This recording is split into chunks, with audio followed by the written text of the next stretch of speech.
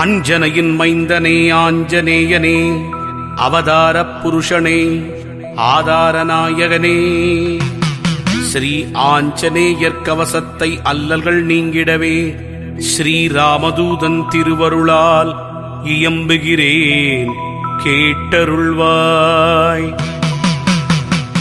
செல்வமாருதியே, சீர் சிறப்பு அருளிடுவாய், சிரம் தாழ்த்தி துதித்தேன், சிரஞ்சீவியே அருள்வாய்.